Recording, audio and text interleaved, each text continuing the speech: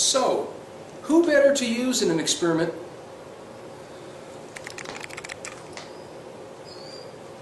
So, who better to use in an experiment? That's not right. Who better to use in an experiment?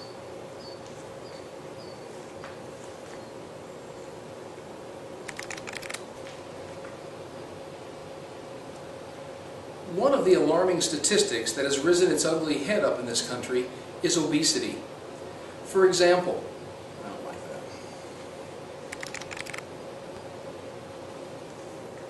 So, who better to use in this experiment as somebody who basically contributes to the data of being overweight?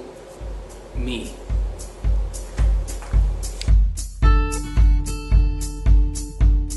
If I would have given the kids this project and said, look, I want you to go to a grocery store and I want you to put me on a 2,000 calorie diet and I want you from the grocery store to track 15 different nutrients, the results of that experiment would have never gotten out of Colonesco because people would have said, well, duh. If you eat 2,000 calories and if you go ahead and watch what you're eating, of course you're going to be better off. The only difference between that and what we did is that we had a smaller grocery store. Our grocery store was McDonald's.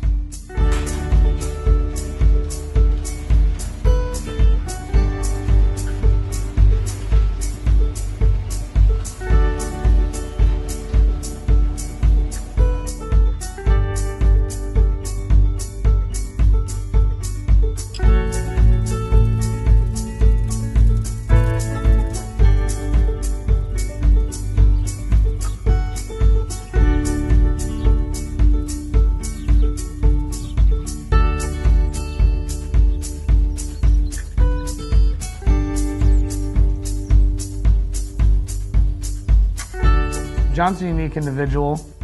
He has a lot of different ideas, and when he came and asked if they could roll this out and experiment a little bit, we always want to encourage our teachers to think outside the box. You know, we decided to roll with it, and it just kind of took off from there. I tell him he's an extremist because he doesn't do anything halfway. He goes all out for anything that matters to him and is important to him. And teaching students about life skills and things that they can use to empower them in making choices and decisions in their life, he's all over that. This was all generated by the kids. This was nothing more than an experiment of choice.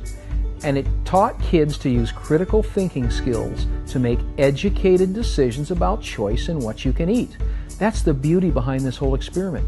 You see, this experiment wasn't about McDonald's. This experiment wasn't about me. This experiment was about teaching kids to use critical skills in making proper choices.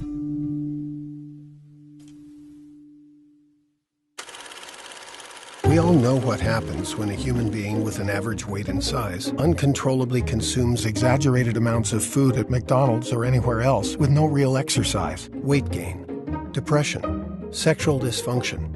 Makes sense. But what would happen if an overweight male in his 50s ate McDonald's for 90 days, all while controlling the number of calories he consumed, monitoring the nutritional values of each meal, and began incorporating 45 minutes of walking 4 to 5 days each week? Meet John Cisna, the 55-year-old science teacher from Iowa who was crazy enough to try it. Here's how it started. In September of 2013, Mr. Cisna chose 3 students to help him with an experiment. The question was simple. Is it possible for a person to become better off eating nothing but McDonald's for breakfast, lunch, and dinner for 90 straight days? This is the story of a man who ate 540 meals in a row at McDonald's and lived to talk about it.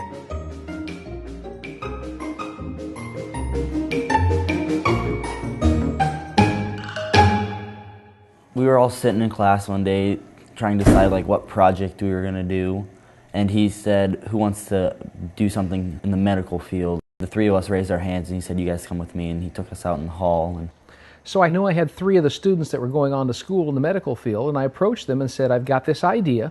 Would you like to use this as your semester project? The hypothesis was, is it possible for a person to become better off eating nothing but McDonald's for breakfast, lunch, and dinner for 90 straight days? I was a little confused at first, and then I went home that night and I was like, this is kind of weird, but I'm going to continue to go with it because I think it's pretty cool. We wanted to find out what the impression was with the students and the faculty of whether they thought this had any kind of chance of being proven positive. I was outlining the details of it, of somebody going on a McDonald's diet and losing a great number of pounds. Like I suppose everyone else that have heard about the project kind of thought, I'm not so sure that this was going to really work. I didn't think it would work at all. I thought like, oh, McDonald's was just all about the bad, nothing good, so I thought he'd just get worse than what he was. Supersized me kind of, like, it set my opinion, I suppose. I didn't eat McDonald's for quite a long time. John said he was going to lose weight and eat at McDonald's 3 times a day, and he said he was going to exercise. So with the exercise and cutting down the calories, I thought, okay, you're going to lose weight. But I was really skeptical about what he was going to feel like. It was a little concerning, you know. I wasn't sure quite what he had in mind. He really hadn't spilled out all the details and how much he was going to kind of rein in his class and talk to him about what their options were and what they could allow in a day. You know, I could see him having a Big Mac and shake 4 times a day, you know, as his only meal. So as he laid it out and kind of talked about the restrictions he put on him, I thought it was a great idea. I encouraged him to talk with his school nurse in his building and let her know what he was doing to get her input. That I thought she would probably be the one person that would understand what he was doing, who would understand nutrition and calories and exercise. We were doing flu shots. He came in for that and was talking to some people that come from the county level to do that, you know, nurses and stuff. He was talking about his McDonald's diet, and I kind of chuckled and thought, sure. Because, you know, we see the supersize me, all that stuff that we've seen on TV. So he talked about what he was doing, had the kids involved with it, kind of got talking about it, and then he'd come down after that, and we started talking more on a daily or weekly basis about where he was at. He would send me his emails and stuff, what he was doing with the kids. I knew, first of all, that I was going to lose weight. I had to, because there were 2 parameters that we put the kids on. Number 1, they had to keep me at 2,000 calories a day, and we also tracked 15 different nutrients of any item that I ate. And what they had to do is they had to use a balancing act to make sure they stayed as close to 2,000 calories a day as they could, as well as the 15 nutrients of trying to keep those in line with what the standards have been set by the Food and Drug Administration. Well, we had this chart on our computer that we could all access, and 2 of us would go in every night. Like, it was usually Savannah. She's good with that stuff. And she'd go in and change everything for his meal for the next day, and he'd look at it, print it off, and then go get that. The kids set the entire menus up. All I did is every Sunday I'd go online to see what they had selected for me, and then I went off to McDonald's. We tried to eat as many things on the menu as we possibly could. You know, some of the skeptics of this had said, well, he just probably only ate salads. No, I had everything. I had Big Macs, I had the habanero, I had Quarter Pounders with cheese, I had ice cream cones, I had sundaes. And what's really amazing that people find unbelievable is probably 95% of every day I had French fries. I love French fries, and that was a great part of it. The key to this experiment was carefully planning my choices so that I met the calorie parameters each day that we had set. The day before we started, I got on and went to McDonalds.com, and they have a menu builder. And on that, you can select any item in their menu, and up pops all the nutritional values of that. That saved the kids about 90% of the work. Because at first, I thought they were going to have to go in and do some investigation to figure out, okay, how much is actually in this product? How much is in this? How much is in this product? But McDonald's makes it very, very easy to make the choices simple to make. Here's an example of a meal that John built during his 90-day experiment. For breakfast, on day 75, he had 2 Egg White Delight McMuffin sandwiches, 1 fruit and maple oatmeal, and a large Diet Coke, totaling 790 calories, 40 grams of protein, 20 grams of total fat, 118 grams of total carbs, and 1,740 milligrams of sodium. For lunch that day, he ate a premium bacon ranch salad and a fruit and yogurt parfait. For dinner, a premium McWrap Southwest with grilled chicken, a small order of French fries, and a large Diet Coke. Using McDonald's Menu Builder, John and his students were able to keep complete track of nutritional information.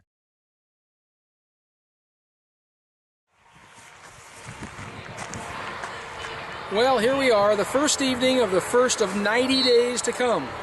The diet started today, had a great breakfast at McDonald's, nice lunch, and when I get done working out here, I'll go for the dinner. So this is the first day. I'll be walking 45 minutes. We'll be tracking that, see how long it happens.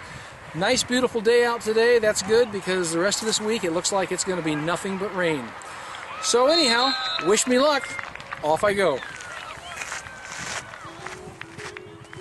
We knew it was important to have a plan that included two things: proper diet and moderate exercise. So the moderate exercise, we decided for me to walk 45 minutes a day, 4 to 5 days a week, and that's what we did. The diet wasn't the problem. There's enough diversity in McDonald's menu, and the kids did a wonderful job of switching it around, but the real challenge of this project was the exercise. Not the physicalness of the exercise, but the mental aspect of it. You've got to remember that I was a junior high football coach as well during this time, so I had to do my exercise after football practice or after the games when everybody else had gone home to their families and I was walking around that track by myself for 45 minutes every night. Well, I tell you what, my mind says yes, my body says holy buckets Batman. Didn't quite make it the 45 minutes, made it 30 minutes, but this is kind of tough carrying this kind of weight around. I did make it 1.5 miles though, so 1.5 miles in 30 minutes. I have no doubt I'm going to have to warm up tomorrow morning just to get out of bed. But the good news is, 1 day down, and only 89 more to go. And from here, I get to go to McDonald's to have dinner. We'll go at it again tomorrow. The first day was an eye-opener. You know, as an ex-athlete, and I was a fairly good athlete in high school and college, I thought 45 minutes of walking was going to be a piece of cake. And after that first day, when I got to about the 30th minute, my legs started cramping up, and I couldn't make it. And I was psychologically defeated that day, because here I was thinking, how tough would it be to walk 45 minutes, and I couldn't do it. And I was a little bit defeated at the end of that first day, thinking, what have I gotten myself into? And it took me probably 4 or 5 days before I could walk 45 minutes. I didn't realize how much 280 pounds meant of trying to do just simple exercise like that. I mean, that's the perception that everybody has about fast food and McDonald's. And that is what's so nice about this experiment is I think this experiment is starting to wake people up to the fact that there's nothing wrong with fast food. There's nothing wrong with McDonald's. You see, one of the kids said it eloquently afterwards when we interviewed him. He said, you know what, this experiment shows us that it's not McDonald's that makes us fat. It's our choices of what we eat that makes us fat. And I think that says it right there. What it really comes down to is that it's not where you eat, but it's what you eat and how much you eat that really makes the difference. During this experiment, we learned how important choices were for the outcome. My weight loss was the result of careful planning and choosing the food and drinks for my nutrition and physical activity needs and making sure that I had moderate exercise included. I would never recommend that anyone eat only McDonald's all day, every day for months, but my story demonstrates that through planning and mindful choices, you can still enjoy your favorite McDonald's items and meet your goals at the same time. You know, one of the problems, I think, the misconceptions people have about McDonald's and fast foods is they listen too much to the internet. They believe that whatever they see, whatever they read, whatever they hear on the internet is gospel. You know, Mark Twain once said that a person who doesn't read the newspaper is uninformed. The person who does read a newspaper is misinformed. And you know, if Mark Twain was alive today, I think he would just substitute the word newspaper to internet. I think the greatest impact it's had for all of us, including the students, is the fact of the importance of the choices that we make. I think that's kind of what intrigued me first of all in the whole idea behind this concept was the fact that let's help kids understand that they make choices each and every day, and how do we help them make good choices. McDonald's is one of those brands that everyone recognizes throughout the world, It also is an opportunity that was so controversial with a Super Size Me that editorial, or if you will, documentary that happened years ago. So what it meant for us was the fact that we had the time to do it. 90 days isn't a long period of time. It was appropriate for the curriculum that we were trying to teach. It was going to give kids an opportunity to really look at the choices they were making, and also give them an opportunity to really get their hands dirty with something that they were extremely interested in. So those were all positive things for both students, staff, and our community. When I hear or read of people saying, this is impossible, he couldn't have lost this weight eating of that, that's what gets me even more excited, because I was a part of that experiment. I was the guinea pig. I was the person, and I know for a fact that yes, I ate 540 straight meals at McDonald's. I spent a half a year of my life eating nothing but McDonald's, and I know it works. So when I hear the skeptics, it doesn't disgruntle me. It actually fires me up, because those are the people that I have to educate. People ask me this, will you still eat McDonald's and do you still exercise? My answer to both of those is yes. And people say, how can you eat at McDonald's after you ate 540 straight meals? It's simple. I like McDonald's. I eat almost every day their breakfast. I love the Egg White Delight sandwiches and the oatmeal. And I can virtually say 5 or 6 days a week I eat that. Now I don't eat 3 meals every day, but I eat McDonald's every day because I enjoy it. You know, for the first time I tell people what this experiment has really shown me, for the first time in my life, I can enjoy any food that I want.